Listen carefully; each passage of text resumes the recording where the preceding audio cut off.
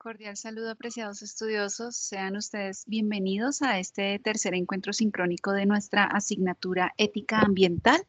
Mi nombre es Ivonne Angulo y tengo el gusto de acompañarlos en este segundo módulo de nuestra asignatura, el cual espero despierte gran interés en todos ustedes.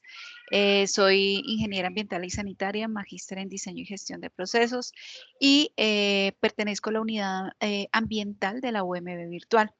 Dentro de mi experiencia he trabajado proyectos de responsabilidad social corporativa, así como en formulación de informes de sostenibilidad, por lo cual es un gusto para mí compartir este conocimiento a todos ustedes a lo largo de este módulo. El módulo 2 entonces tiene como propósito el día de hoy comprender esa contextualización de la responsabilidad corporativa, abordar algunos fundamentos de esa responsabilidad corporativa y la sostenibilidad ambiental como parte de esa visión empresarial integral. ¿Sí? Basado en esos fundamentos o principios éticos normativos que rige a la ética empresarial. Ya en este momento ustedes están viendo la presentación para la cual entonces vamos a empezar a abordar los temas de las unidades temáticas que tenemos dentro del módulo. Em, Podemos hablar iniciando con esos fundamentos de responsabilidad corporativa, entender primero que todo qué es la responsabilidad corporativa. La responsabilidad corporativa podemos encontrarla, digamos, expresada de diferentes formas. Hemos quizá escuchado sobre responsabilidad corporativa o responsabilidad social corporativa o responsabilidad social empresarial. En todo caso, independientemente de la definición que nosotros veamos, perdón, el término que nosotros empleemos, esta nos habla de una relación empresa-sociedad, ¿sí?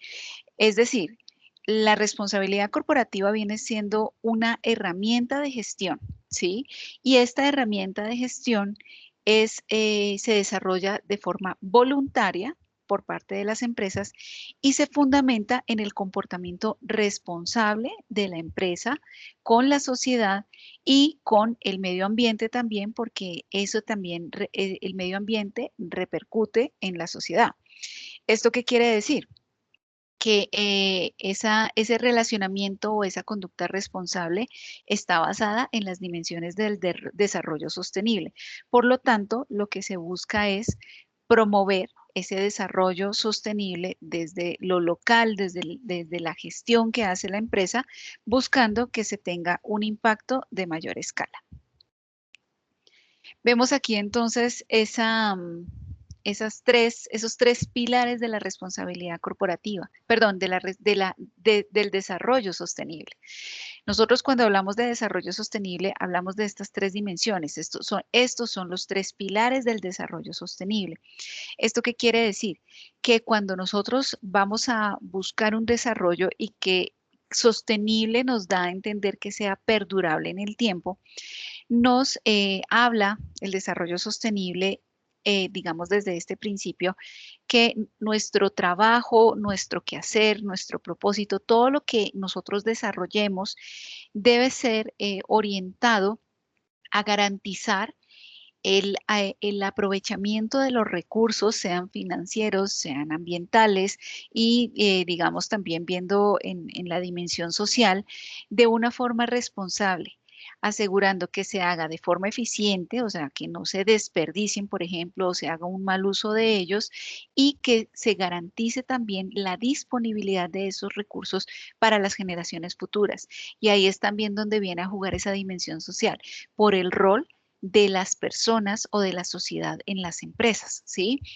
No solo se habla de la dimensión social desde los trabajadores, sino que tenemos que tener en cuenta que la dimensión social involucra también esas comunidades, esas otras personas que puedan estar influenciadas o en las que se genere un impacto y por lo tanto ellas hacen parte de esa dimensión social porque se ven afectadas de alguna forma pues por parte de la actividad que desarrolla esta empresa.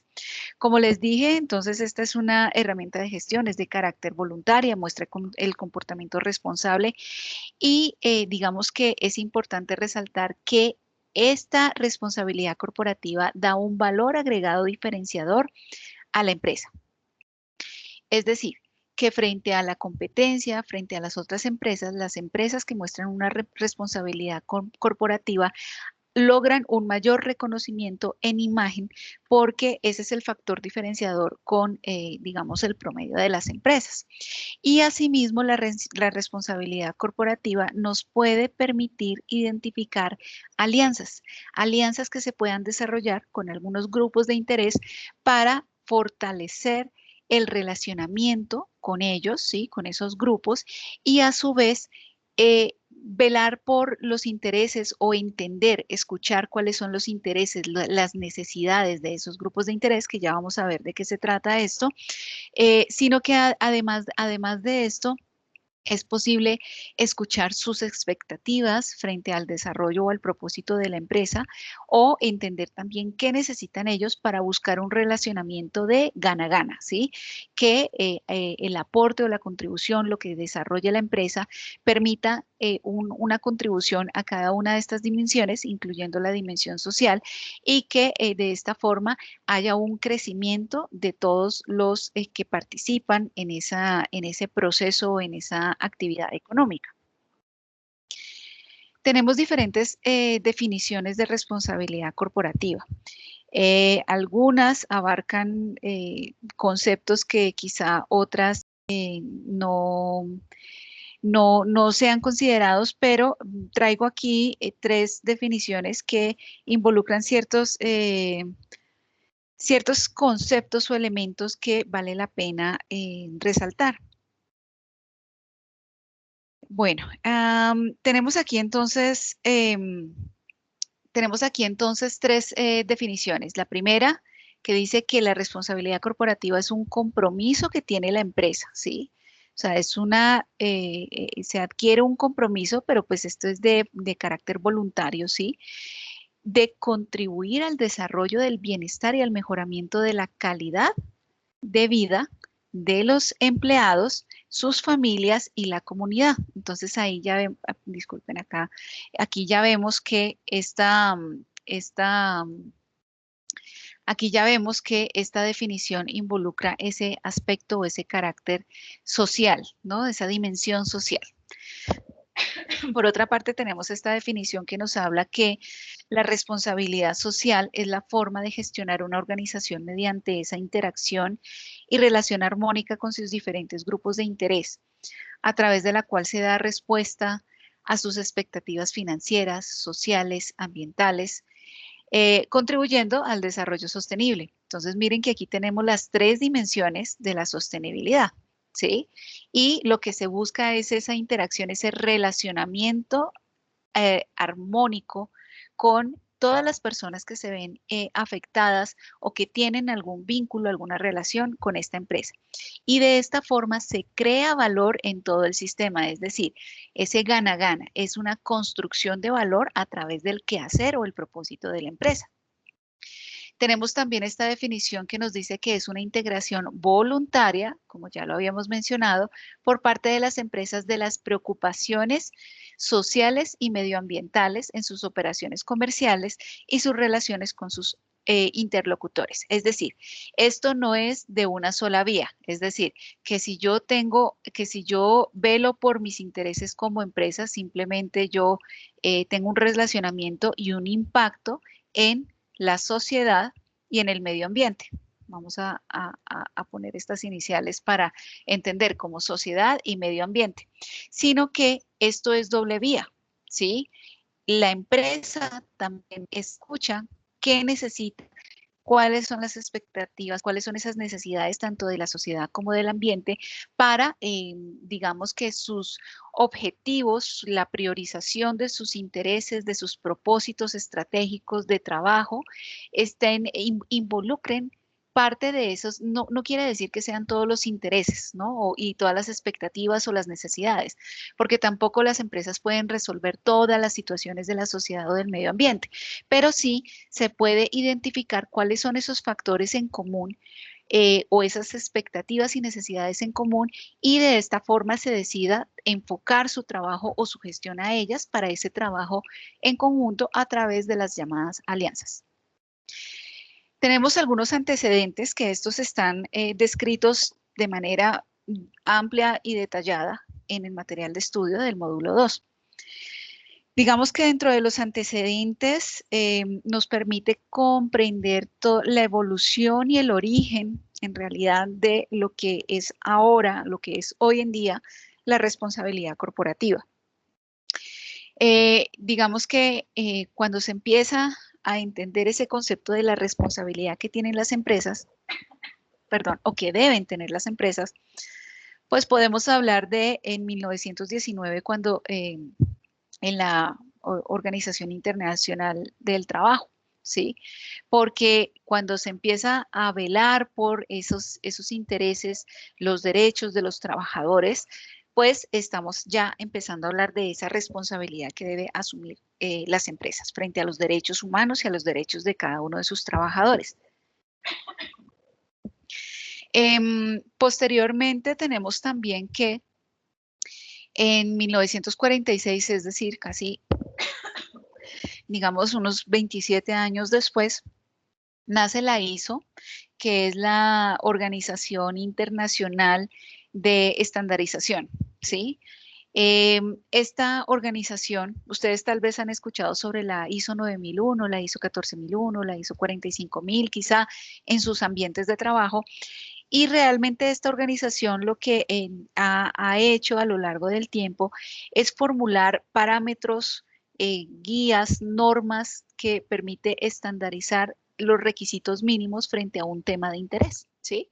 Si hablamos de la ISO 9001, entonces estamos hablando de los requisitos mínimos que debe tener una empresa cuando está hablando de un sistema de gestión de calidad de su producto o del servicio que presta y por supuesto de todo el proceso para poder desarrollarlo y su relacionamiento con el cliente. Si hablamos de la ISO 14001, estamos hablando de sistemas de gestión ambiental, de la ISO 45001, estamos hablando de sistemas de gestión de la seguridad y salud en el trabajo, y así vamos a encontrar numerosas normas de diferentes enfoques de gestión que entonces lo que hacen es que estas normas me dice esos lineamientos mínimos o básicos bajo los cuales yo voy a implementar ese sistema de gestión y con los cuales se espera cumplir con esos propósitos de ese enfoque de gestión. Tenemos también la Conferencia de las Naciones Unidas sobre el Medio Humano, que desarrolló las Naciones Unidas en Estocolmo en 1972, donde ya se empieza a hablar precisamente de todas las problemáticas a nivel social, a nivel mundial, ¿sí? Porque no solo se abordan las de digamos, algunos países, sino que se analiza desde los países miembros que participan en estas conferencias, se empezaron a analizar todas las situaciones y todas las problemáticas que había, pobreza, desarrollo económico, derechos humanos, etcétera, etcétera. Entonces, aquí ya también se empieza a involucrar ese concepto de responsabilidad social o responsabilidad corporativa o la necesidad de empezar a abordarlo a partir de las empresas. Ya en 1976, perdón, surge la Declaración sobre Inversión Internacional de Empresas Multinacionales de la OCDE, ¿sí? Entonces, en esta declaración lo que se busca es un fomento de la conducta empresarial responsable. Entonces ya va tomando más fuerza ese concepto de responsabilidad corporativa y va moldeándose a lo que debe ser realmente esa responsabilidad corporativa.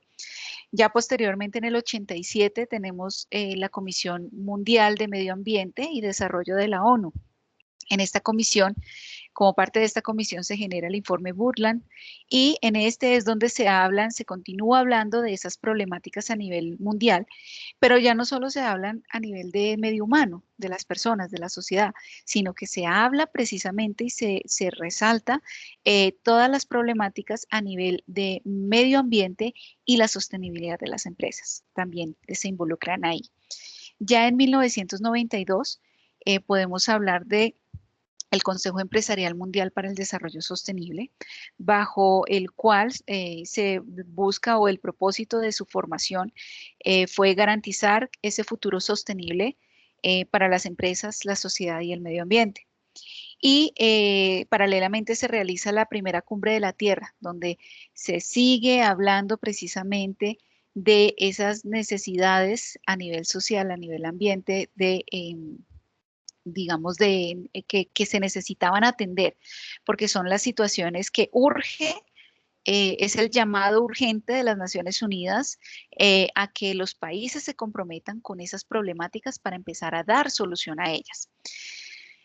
Posteriormente tenemos la Cumbre para el Desarrollo Social en Copenhague, que ocurre en 1995, y es cuando se empieza a hablar de la economía basada en el bienestar social. Es decir, que un desarrollo económico, cuando se busca cuando se habla de la economía del bienestar, lo que se busca es que, digamos, si se habla de la inversión en proyectos de toma de decisiones en la destinación de recursos, digamos, el criterio clave para que, o el principal criterio debería ser que esa destinación de recursos brinde el máximo bienestar social posible a la sociedad.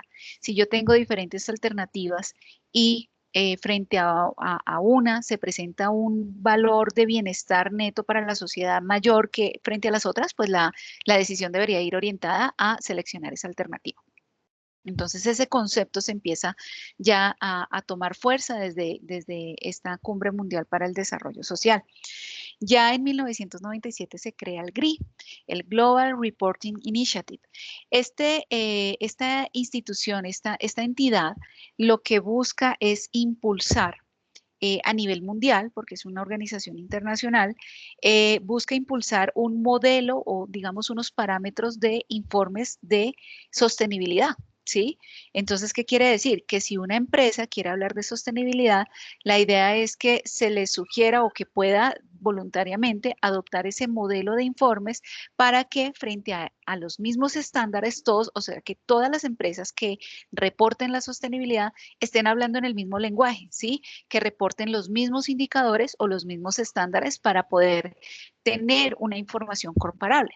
Porque puede que una empresa diga, yo soy sostenible, pero sostenible según qué, ¿sí? Según qué parámetros va a presentar la información. Entonces, eso permite de forma unificada que uno pueda comparar la información o la gestión de las diferentes empresas a partir de esos informes bajo la metodología GRI. Esta, de hecho, es una de las principales metodologías que actualmente manejan las empresas para los informes de sostenibilidad. Bueno, asimismo tenemos que en el año ya 2004 se crea el Comité Colombiano para la Responsabilidad Social Empresarial. Entonces ya va tomando más fuerza y más representación a nivel nacional esa responsabilidad social empresarial a través de este comité.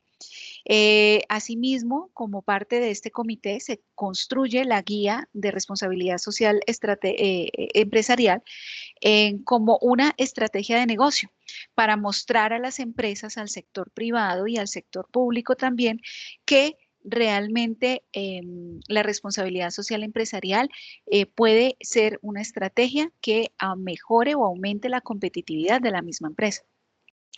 Y asimismo tenemos la Guía Técnica Colombiana GTC 180 de Responsabilidad Social, sobre la cual entonces es una norma a nivel nacional, así como por ejemplo hablamos de las normas ISO, ¿sí? Y por ejemplo en ISO en responsabilidad social está la ISO 26000. A nivel nacional, como tenemos las guías que genera el ICONTEC, tenemos esta guía técnica, ¿sí? Que fundamenta esos lineamientos o requisitos mínimos que debe implementar una empresa para el desarrollo o para hacer una gestión de responsabilidad social empresarial. Bueno, Tenemos entonces otras normas internacionales que ya están presentadas en el módulo, por lo cual pues no las voy a mencionar en este momento. Y vamos entonces a pasar al segundo tema, que son los grupos de interés, que ya los había mencionado desde el inicio de nuestra sesión. ¿Qué son los grupos de interés? Vamos a verificar, disculpen un segundo. Ok, bueno. Los grupos de interés son los que también se denominan o se conocen como los stakeholders. No sé si ustedes hayan escuchado alguno de estos términos. Digamos que los grupos de interés pueden ser grupos sociales o individuos, es decir, puede ser una organización, un grupo a nivel grupo, o sea, a nivel grupal, o personas como tal, de forma individual, que pueden ser perturbados por la presencia y actividades de una empresa. Cuando se habla de perturbación, puede pensarse que esa perturbación es en sentido negativo, pero no. Digamos que el relacionamiento o esa afectación o el impacto que pueda tener la empresa en un grupo social o en un individuo puede ser positivo o negativo. Y digamos, la presencia, sea también por además de la presencia, pues obviamente las actividades que desarrolle la empresa, ¿sí? Y digamos, estos grupos de intereses se clasifican según sus intereses. Yo puedo tener grupos de interés que sean de tipo externo o grupos de interés de tipo interno. ¿Qué podríamos hablar de grupos de interés internos?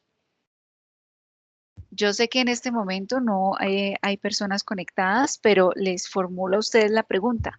¿A ustedes qué personas o qué grupos de interés considerarían que serían internos para esa empresa, para una empresa específica?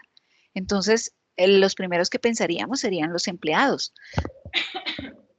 también los accionistas, los propietarios de la empresa, el gobierno corporativo, que es ese alto mando de empleados que toman las decisiones más estratégicas a nivel de toda la organización. Y quizá uno que no siempre se visibiliza, pero que siempre respetando las normativas nacionales, está el derecho a la libre asociación, ¿no? Entonces, un sindicato también sería un grupo de interés interno. Dentro de los grupos de interés externo, pues, ¿cuáles serían esos individuos o grupos que tendrían ese relacionamiento o que tuvieran un impacto con la empresa por su presencia o por las actividades que desarrolla? Vemos aquí algunas ideas, ¿no? Primero, los proveedores, porque yo tengo un relacionamiento con algunas empresas o personas independientes que ofrecen unos servicios como tal o productos a la empresa para el propósito de la actividad que desarrolla. Los clientes también es un grupo de interés que es normalmente por el que más se vela. Los competidores, la competencia también puede ser un grupo de interés. Los agentes, digamos, sociales, organizaciones de la sociedad civil, comunidades, ONGs, una comunidad local, la administración pública, la alcaldía, una autoridad ambiental local, organizaciones financieras. No podemos olvidar las organizaciones financieras, ya que, digamos, del buen relacionamiento con ellas depende esa, perdona, la administración de los recursos o cómo se, digamos, el medio electrónico a través del cual se realizan las transacciones y asimismo la posibilidad de obtener financiaciones para proyectos que desarrolle la empresa, ¿sí? Entonces, todos estos individuos o grupos a través de los cuales se tiene un relacionamiento con la empresa o que tienen un impacto porque estén en su entorno, ¿sí? Pues son denominados grupos de interés. Tenemos entonces ahora, ya con esto pasamos a la ética como principio rector de la responsabilidad corporativa. La ética, digamos que, bueno, ya nosotros vimos desde el módulo 1 qué es la ética, ¿no? Es lo que es aceptable en una comunidad en particular o en un grupo social, ¿sí? O en una población o en una región, porque también, digamos, los principios rectores o los principios éticos de una comunidad occidental pueden ser variar y distar mucho de los que son en otra comunidad que sea oriental a nivel mundial, si hablamos. Pero entonces en general podemos identificar que se centra, ya recordando entonces lo que vimos en el módulo 1, en esos buenos comportamientos guiados por principios morales. ¿Cómo lo veo o cómo lo analizo desde el principio rector de la responsabilidad corporativa? Yo puedo hablar de una ética a nivel profesional, una ética empresarial, una ética laboral y un código de conducta también. Disculpen que no puedo, no me pasa. Listo, ahora sí. Empezamos entonces con la ética profesional. La ética profesional, entonces, son los valores, ese buen actuar, esa buena conducta que se da por la profesión que se ejerce, ¿sí? Existen códigos deontológicos para cada una de las profesiones, que lo que buscan es que cada profesional o cada disciplina, cada profesión se ejerza de forma correcta, de forma transparente, de forma responsable, ¿sí? Y digamos que estos códigos deontológicos, entonces, pues bueno, son realmente tratados sobre ética. Un código de ética, un tratado de ética para un médico va a ser totalmente diferente al de un ingeniero electrónico o al de un ingeniero mecánico o al de un administrador de empresas. Entonces, digamos que frente a esas situaciones que en la profesión o en las que el profesional se ve enfrentado, pues van a estar, digamos, pueden presentarse ciertos dilemas, ciertos aspectos en los cuales va a jugar esa toma de decisiones en el cómo actuar. Y ya entonces, digamos, el código deontológico orienta esos principios de ese correcto actuar en la profesión. Seguimos con la ética empresarial. La ética empresarial, en términos generales, guía el cómo actuar de la empresa, ¿sí? En todos sus relacionamientos, con todos sus grupos de interés, ¿sí? Entonces hay unos valores específicos de la empresa, los valores corporativos, y lo que se debe buscar o lo que se pretende, perdón, con esta ética empresarial, está no solo en ese relacionamiento, digamos, de negocios, sino como les digo, frente a todos los grupos de interés y su entorno. Entonces, debe promover o debe estar orientada a preservar el ambiente, a que se humanice la empresa reconociendo digamos, el valor de cada uno de los actores o grupos de interés y específicamente de las personas con las cuales se relaciona, y asimismo que se defienda la comunidad, es decir, que también busque esos intereses en común o que contribuyan a el desarrollo de esa comunidad. Podríamos decir que lo que en realidad entonces debe promover es un relacionamiento donde se aumente o se fortalezca esa confianza, ¿sí? Esa confianza en el que se busca es ese gana-gana, ese a partir de un actuar o una toma de decisión correcta, ¿sí? Y y también entonces se va generando o se va fortaleciendo la confianza con esos grupos de interés. Ya entonces terminamos con la ética laboral dentro de estos tipos de éticas, estas clasificaciones.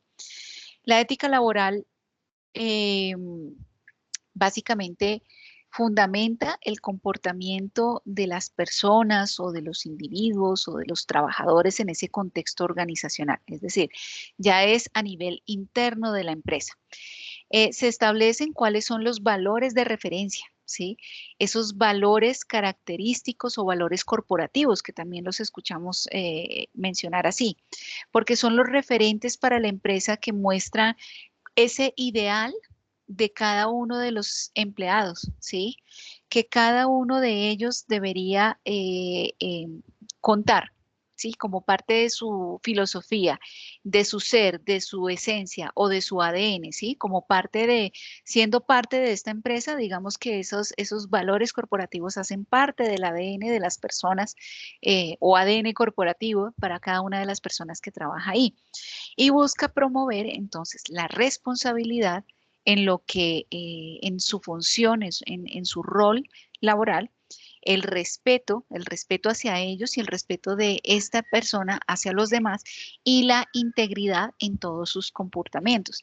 Entonces, que sea un actuar, que sea práctico, que sean diligentes, ese tipo de valores corporativos pueden hacer parte, digamos, de como parte de esa ética laboral que tienen las empresas.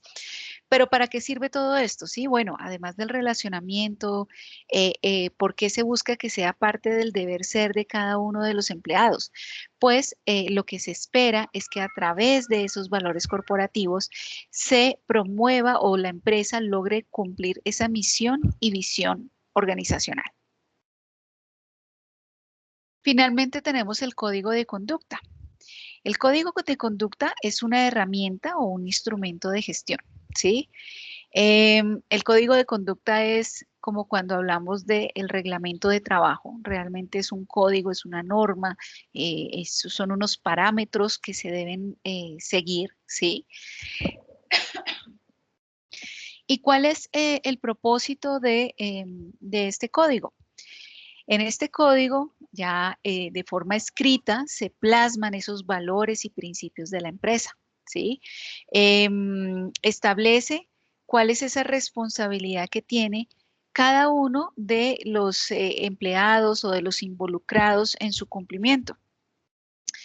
Y digamos que esto puede incluso, en el código de conducta puede incluso considerarse dentro de parte de ciertos estándares como tal en los que se analice la ética empresarial. Por ejemplo, si vemos desde los índices de Dow Jones de sostenibilidad, vamos a encontrar precisamente que ese código de conducta puede ser un lineamiento o un requisito, o sea, puede ser uno de los elementos que puede mostrar la empresa como tal para lograr precisamente ese cumplimiento. Ahora bien, ya habiendo terminado esta definición, vale la pena decir que este código de conducta debe estar impreso, o bueno, estamos hablando de medios digitales, ¿no? También, pero debe estar publicado, debe tener, digamos, debe ser socializado, divulgado, debe estar disponible para cada uno de los, puede ser que incluso un grupo de interés, por ejemplo, una entidad financiera pueda acceder a él, ¿sí? Porque lo que se busca con este código de conducta es que precisamente se muestre cómo se maneja ese relacionamiento a través de ese documento que es de tipo explicativo, ¿no? ¿Cómo es ese relacionamiento? ¿Cómo se busca que se dé cumplimiento a esas responsabilidades que tiene cada una de las partes interesadas? ¿Cómo se va a monitorear o cómo se va a supervisar ese cumplimiento? ¿Cuáles son los mecanismos a través de los cuales se da esa información que está contenida dentro del código de conducta? Y también se espera que, digamos, en ciertos espacios se logre una retroalimentación y difusión de esta información, ¿sí? Frente a la información que se tiene. Al ser entonces de doble vía, nuevamente, lo que muestra es que se promueve la transparencia dentro de las prácticas, digamos, dentro de como parte de las prácticas de responsabilidad social.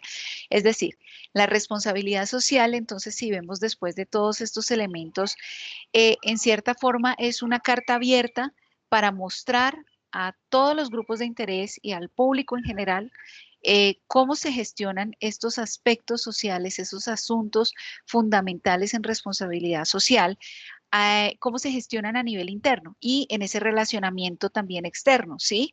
Y yo puedo estar sujeto a escrutinio público, es decir, yo al mostrarlo de forma abierta, también estoy permitiendo que de pronto otros grupos, que grupos de interés, que algunos actores lleguen a opinar sobre ellos, ¿sí? A opinar y a emitir su concepto, pero entonces es una información que está expuesta para que precisamente sea consultada por parte de las empresas.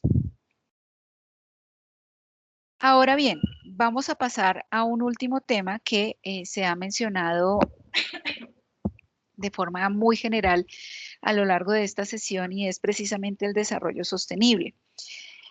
Yo creo que todos ustedes en algún momento, sea a lo largo de su carrera quizá, o también por redes sociales, en los espacios, digamos, en la información que se encuentra publicadas en páginas web o en su misma empresa, tal vez, donde ustedes estén trabajando, o quizá en las noticias, han escuchado hablar sobre los objetivos de desarrollo sostenible. Pero, ¿qué son los objetivos o los ODS? También se llaman así por su sigla. Realmente, ¿qué vienen siendo los ODS? ¿Sí? Los Objetivos de Desarrollo Sostenible, precisamente en esas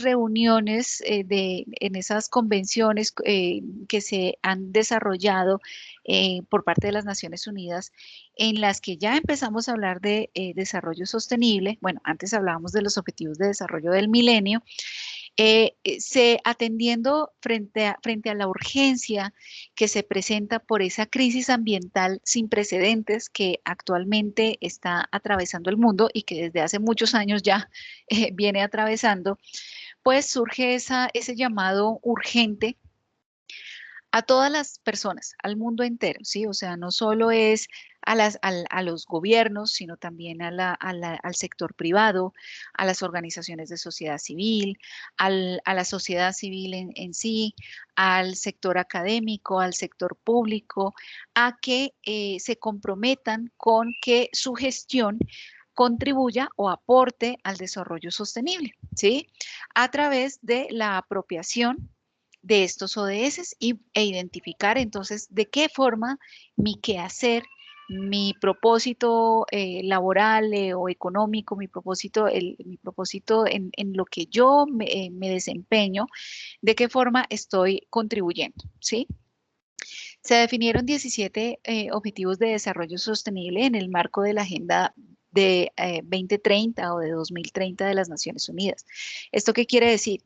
Que desde el año 2015 hasta el año 2030, realmente lo que se va a hablar es de ODS o de Objetivos de Desarrollo Sostenible.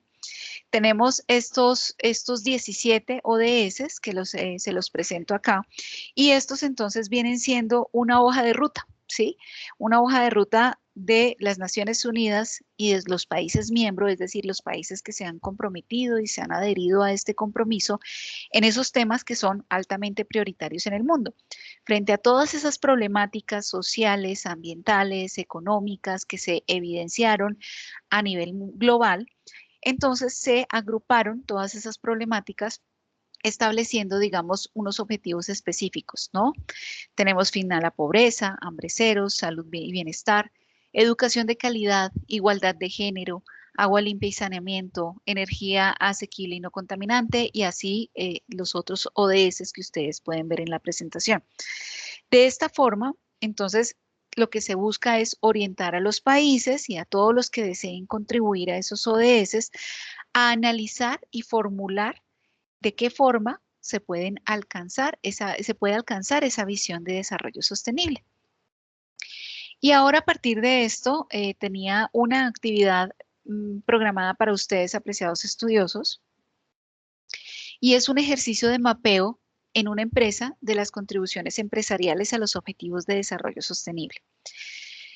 ¿Cuál es el objetivo de esta actividad? Y se las presento acá para que ustedes, bueno, no la van a desarrollar, digamos, en forma presencial, pero ustedes puedan entender cuál es su propósito y el resultado, ¿sí? El objetivo de esta actividad es que ustedes comprendan qué son los ODS, ¿sí? Porque ya, digamos, hice una breve introducción a qué son y cuáles son, ¿sí? Y asimismo, cuáles pueden ser las posibles contribuciones e impacto que pueden tener las empresas a través del uso de estos ODS como un marco para una conducta empresarial responsable y ética. Es decir, a través de los ODS, yo puedo mostrar cómo se da esa conducta responsable y ética de mi empresa, ¿sí? Yo tengo un proceso productivo, ¿sí? Esta es la cadena como tal, la cadena productiva de mi proceso, ¿sí? Si yo analizo, voy a presentar aquí con cursor, bueno, listo. Si yo analizo esta cadena, este proceso productivo, esta específicamente es una comercializadora de café pergamino o café verde, ¿sí? ¿Qué hace esta empresa? Entonces, la empresa como tal tiene un relacionamiento con unos productores de café, ¿sí? Esta empresa, que se llama Racafea, que aparece el nombre, esta empresa entonces hace la compra de ese café pergamino, ¿sí? Y digamos que lo lleva hacia sus trilladoras. En las trilladoras, entonces, ya se hace el proceso de pues, la trilla, y entonces, digamos, el secado como tal, la selección de por tamaños, etcétera, para ya que sea llevado a su comercialización. Se hace la negociación de la comercialización y se transporta, sea digamos, al cliente como tal, entonces el cliente que es el que va a hacer su proceso de tostado o que hace su proceso de, digamos, ya, bueno, la transformación para el producto como tal que emplee este café verde como materia prima. Y o también, digamos, a nivel internacional, entonces llegaría a puerto y finalmente el cliente final, el consumidor, recibe este producto. Pero ya viendo esta cadena productiva, puedo yo llamar, o también a veces estamos hablando de la cadena de valor. Y la cadena de valor es cuando se reconoce precisamente cómo se contribuye o cómo se genera valor en cada una de estas etapas, ¿sí? Ese valor se puede entender desde el impacto como tal, porque el impacto, al hablar de impacto, como les dije antes, pues no es solo un impacto negativo, sino también puede ser un impacto positivo. Entonces, ¿cuáles pueden ser los efectos negativos o impactos que se pueden presentar en su cadena de valor? De manera general, les dejo aquí expuesto este proceso para que ustedes lo analicen. Como a manera de ejemplo, podríamos decir que a nivel de los productores, digamos que uno de los riesgos que se presenta es el trabajo infantil, ¿sí?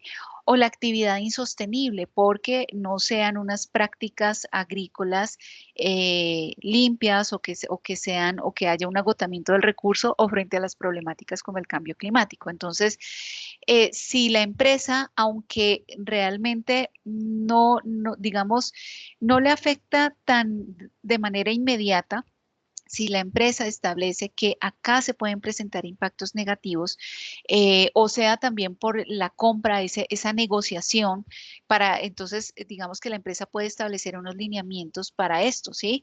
Es decir, que yo voy a hacer unos pagos justos a mis productores y asimismo voy a promover o a desarrollar programas que me permitan garantizar ese desarrollo sostenible o ese crecimiento de estos productores. De igual forma, para mis trabajadores que están en la trilla, ¿qué impactos negativos se pueden tener? Se cuenta con todas las condiciones de seguridad para que desarrollen sus labores, se garantizan esas condiciones, digamos, laborales para ellos en temas ya de a nivel de empresa, la código de conducta, etcétera. Entonces, ese relacionamiento, digamos, con cada uno de sus trabajadores. En la etapa de comercialización, ¿cómo es ese relacionamiento con los transportadores? Porque esos serían proveedores externos, ¿sí? Proveedores de un servicio. Digamos, se establecen unas tarifas que realmente beneficien a ambas partes o realmente a veces las negociaciones se van a pérdidas para de pronto algún proveedor. Y así entonces se analiza dónde se pueden presentar impactos positivos o negativos.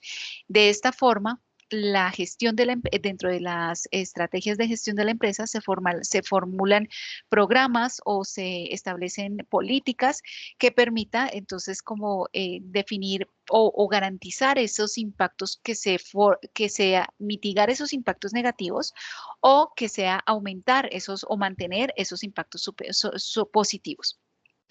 Y ahora la segunda pregunta que se tiene, ¿cómo pueden contribuir esas empresas a los ODS? ¿Cómo puedo contribuir a los productores? ¿Cómo puedo contribuir a mis trabajadores? ¿Sí? En términos de quizá de actividades de donación de árboles o de enseñarles a ellos cómo hacer esa actividad agrícola de forma que se proteja el suelo y que se usen, digamos, los fertilizantes y plaguicidas, que se usen no solo los que estén aceptados a nivel nacional e internacional, sino que garanticen, digamos, la protección de los trabajadores y la protección del medio ambiente. Entonces, según cada una de estas etapas, yo puedo identificar dónde se puede encontrar una contribución a través de un proyecto. Ay, me disculpan que no sé qué pasó con la última diapositiva. Bueno, voy a mostrarles a través de esta imagen que tengo acá. Discúlpenme en un segundo y ya se las voy a mostrar para entonces dar cierre a este tema, que no sé qué pasó y se me borró en la presentación.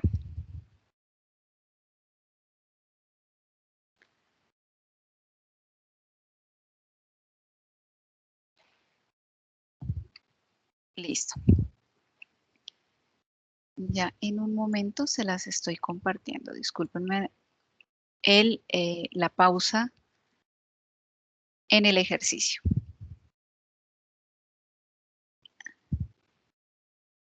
Ok, entonces ya aquí vemos. ¿Cómo podemos contribuir? Entonces quizá desde la compra de los mismos productores yo pueda promover en ese relacionamiento el trabajo decente y el crecimiento económico. Asimismo que a través de programas desarrollados con los productores tal vez se aporte a la producción y consumo responsable. Y acción por el clima, ¿sí? Programas que promuevan esa mitigación al cambio climático, a la protección de la biodiversidad que se encuentra en esas zonas donde tienen los cultivos estos pequeños productores. Y así entonces vamos identificando si yo tengo uso fuentes de energía renovables, entonces puedo aportar, digamos, o contribuir a ese ODS 7. Y así entonces vamos identificando en la cadena de valor en qué etapas se puede estar haciendo una contribución a esos ODS. ¿Listo? Bueno, apreciados estudiosos, hasta aquí entonces ya damos por terminado el contenido temático de este módulo. Espero que haya sido una información nueva, que haya sido de su interés y ahora entonces quisiera pasar con ustedes a nuestra aula para que podamos conocer cuáles son las próximas actividades que vamos a desarrollar.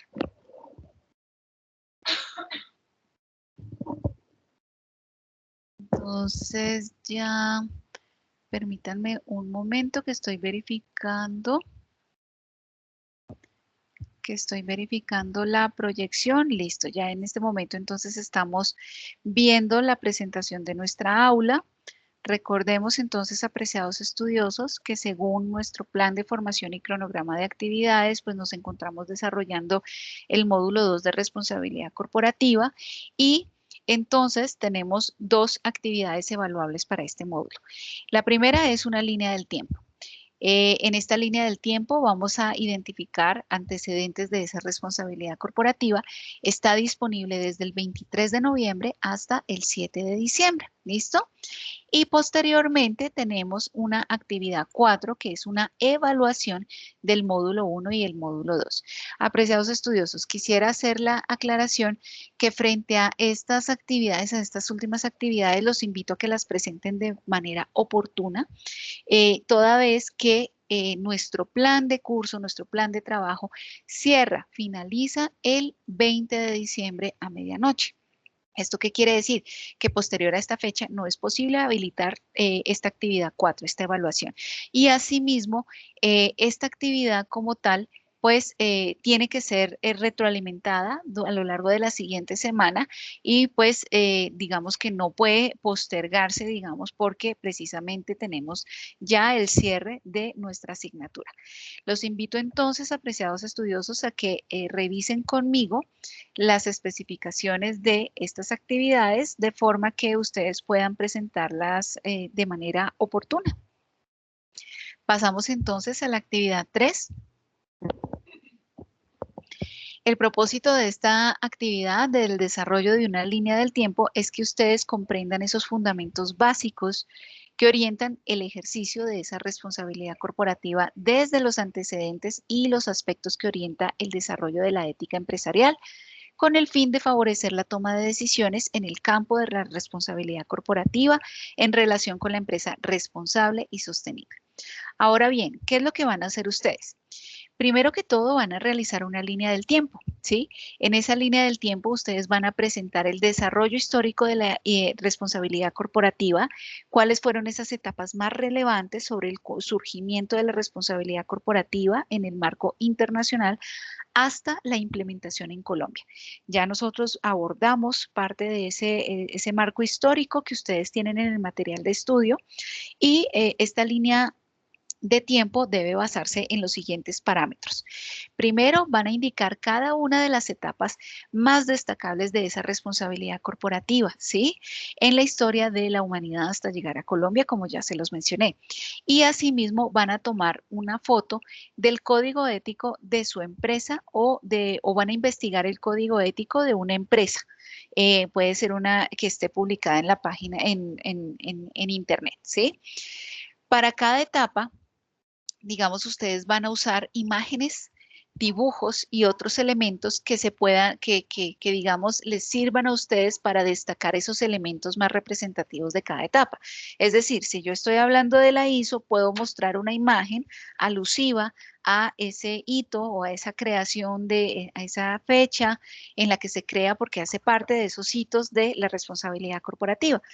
Y esto lo que busca es que entonces se presente de manera creativa, llamativa, esa línea del tiempo. ¿Listo? Por otra parte, entonces, frente a esa línea del tiempo, ustedes van a presentar un documento en Word. En ese documento van a presentar la imagen del código de ética que ustedes seleccionaron, sea de la empresa en la que ustedes están trabajando o de otra empresa que ustedes hayan seleccionado. Y van a realizar una presentación en un párrafo sobre la empresa, ¿sí?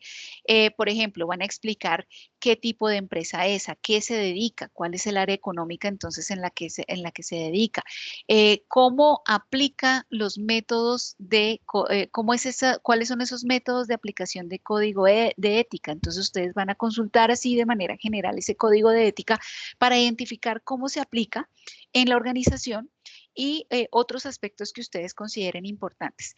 Apreciados estudiosos, quiero ser muy clara en esta etapa, en este numeral de esta actividad, porque esto quiere decir que ustedes van a construir ese párrafo, ¿sí? Ustedes van a presentar el párrafo donde hagan esa presentación de la empresa, de la actividad y van a presentar esos métodos, a exponer de forma breve cuáles son esos métodos a través de los cuales se aplica el código de ética. ¿Esto qué quiere decir? Que no tiene ninguna validez el que yo tome la imagen del código de ética de la empresa y simplemente copie y pegue en mi trabajo lo que está publicado en la página web, porque esto es plagio. Estamos construyendo una información y debe ser de sus propias palabras, por lo cual los invito a que desarrollen y a que cumplan con este requisito para que obtengan una nota satisfactoria. Como recomendaciones, ustedes pueden desarrollar la línea del tiempo haciendo un uso de una herramienta de la web 2.0 como TimeToast o Visme también. Hay otras herramientas, si ustedes conocen otra que les guste, que prefieran para el desarrollo de esta línea del tiempo, la pueden usar. Estas dos son solo una sugerencia. Asimismo, van a usar imágenes, los dibujos que permita, como les digo, destacar esos elementos representativos de cada uno de esos hitos, ¿sí? Y o etapas o fechas, eventos que se están representando en la línea del tiempo. Y asimismo, entonces, como les dije anteriormente, el párrafo que sea de autoría propia, a partir del análisis de la información que ustedes consultan en el código de ética de esa empresa. No es válido copiar y pegar de forma textual, ¿sí? Porque así no se daría cumplimiento a lo que se está solicitando. ¿Cuál es el entregable entonces? Básicamente, la línea del tiempo que ustedes la van a presentar, entonces en su entrega, junto con el documento en Word o PDF, con la información que se solicita en el punto número 2, ¿sí? Es decir, en lo que está relacionado con el código de ética de la empresa. Como material de estudio tenemos los recursos que están disponibles, dispuestos en el aula. Asimismo, esta lectura que se encuentra también en el material de estudio. Y recordemos, apreciados estudiosos, que la rúbrica de nuestra actividad nos muestra esos criterios de desempeño bajo los cuales se hará la retroalimentación de su entrega.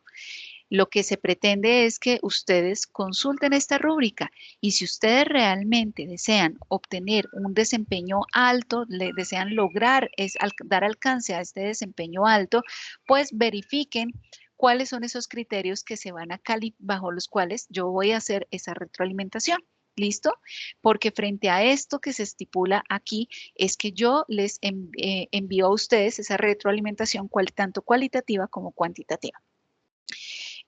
Hasta aquí entonces, apreciados estudiosos, ya damos cierre a esta sesión.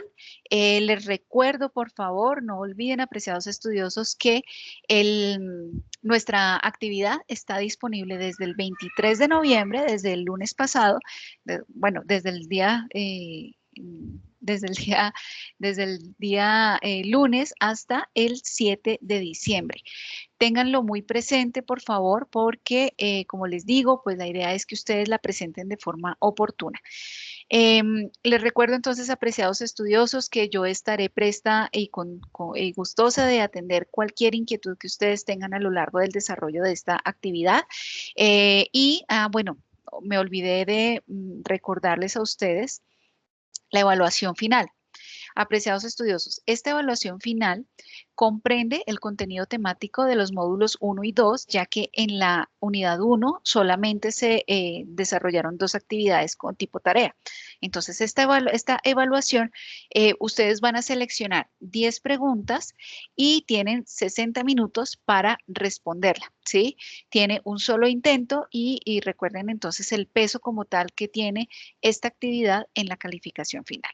Esta actividad está disponible desde el 14 de diciembre hasta el domingo 20 de diciembre a medianoche. No es posible, como les digo, solicitar ampliaciones de esta entrega, de esta actividad posterior a esta fecha. Así que los animo, apreciados estudiosos, entonces a que tengan presentes estas fechas para que puedan entonces presentar su actividad, línea del tiempo y la evaluación de forma oportuna. Les recuerdo entonces mi correo electrónico, Ivone, como ustedes ven en mi nombre en la pantalla, .angulo@umb.edu.co, y también me pueden contactar a través del buzón de Canvas, ¿sí? Si tienen alguna inquietud específica a través de la que ustedes deseen contactarme directamente, pongo a su disposición mi número personal para que me contacten a través de WhatsApp o de una llamada telefónica. Mi número es 311-218-8531. Les agradezco mucho a todos ustedes la atención prestada a esta sesión. Les deseo una feliz noche y muchos éxitos entonces en el desarrollo de este módulo 2. Que tengan una feliz noche.